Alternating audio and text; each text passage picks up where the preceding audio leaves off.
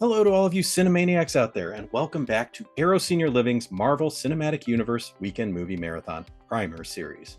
My name is Aaron Neeson, Arrow's Visual Media Director, and I am your guide through this marathon, preparing you for the movies you are going to be enjoying and giving tips on important events and characters you will be seeing. Today, we are laying the groundwork for Iron Man, the third movie we are watching in this series.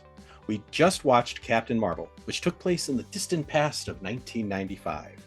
At the end of that movie, Captain Marvel, aka Carol Danvers, returned to space to help the Skrulls find a home and defeat the Supreme Intelligence and Kree Empire. You also saw a little teaser for adventures to come during the credits.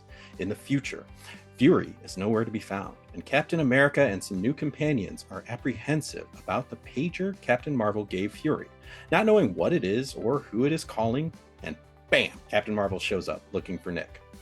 All I'm going to say is that you're not going to understand that scene in the movie for a while. So just tuck it in your back pocket and don't worry about it. Answers will come in due time.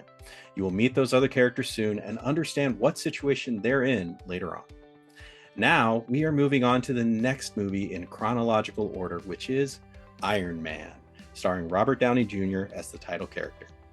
As you're all hopefully understanding by now, these movies all share the same world/universe, so there will be many recurring characters, but not all the time, right? We just watched Captain America and Captain Marvel, but they're not going to be an Iron Man at all. In fact, Iron Man was the first movie released in the Marvel Cinematic Universe, so it's going to feel completely fresh and brand new, because at the time, it was. Iron Man takes place in 2010. 15 years after the events of Captain Marvel. As stated before, this is the premier Marvel Cinematic Universe, so there's almost nothing that I need to remind you about. Let's take a quick look at the plot then, so you've got a good idea of what's going on as it happens. As always, there will be some mild spoilers to the plot, so if you prefer to go in blind, shut this off and enjoy the film. Okay, everybody here who wants to be here? Good. Iron Man tells the story of Tony Stark, a genius billionaire playboy who runs Stark Enterprises, a weapons manufacturer, among other endeavors. On a trip to Afghanistan to demonstrate his newest weapons system, the military convoy that Tony is with is attacked, and Tony is injured and taken hostage. He awakens with an electromagnet in his chest, which is keeping shrapnel from reaching his heart. His captors are the terrorist group the 10 Rings, and they want him to recreate his weapons for them.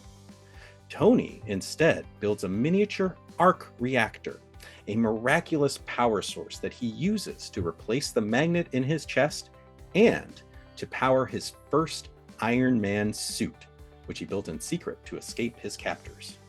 When he finally is safe back home, Tony announces that his company will no longer make munitions and instead will focus on developing the arc reactor technology to provide clean power to people. He also secretly continues to develop his Iron Man suits, seeing the potential for good in them. Meanwhile, the nefarious forces of the 10 Rings are determined to get their hands on Tony's technology, collecting ruined pieces of the first Iron Man suit for their own dastardly use. I'm going to stop there, because I don't want to ruin any twists and turns and excitement that is to come. Other important characters include Pepper Potts, Tony's personal assistant, James Rhodes, Tony's best friend and military liaison, Obadiah Stane, Tony's father's old partner and Stark Industries company manager, Happy Hogan, Tony's friend and bodyguard, Raza, the leader of the 10 Rings group, and Phil Coulson, agent of S.H.I.E.L.D., who you will remember from Captain Marvel. These characters all play important roles in the film, and some of them will factor into future films, so make note of them here.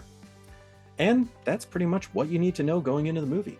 I'm not going to spoil any of the twists and turns you'll encounter, so I'll leave it at that. Fun bit of trivia. Casting Robert Downey Jr. was considered controversial at the time because of his turbulent past, but director Jon Favreau said, Robert just got it, and he's got that spark in him and his eye, and he's ready. And the rest is history. And not only was Iron Man the first movie in the Marvel Cinematic Universe, it's the first movie produced by Marvel Studios. Every Marvel movie before, including Spider-Man, X-Men, and others, were licensed out to other studios. Iron Man was a big gamble, to say the least. I'm very excited for you all to enjoy Iron Man. It's a heavy hitter with great performances and was a real thrill back in 2008 and is still a crowd pleaser today. I'll be back soon with another primer video for the next movie in our movie marathon, Iron Man 2. Iron Man 2 continues Tony's journey, builds even more of the Marvel Cinematic Universe, and will be a ton of fun. Until next time.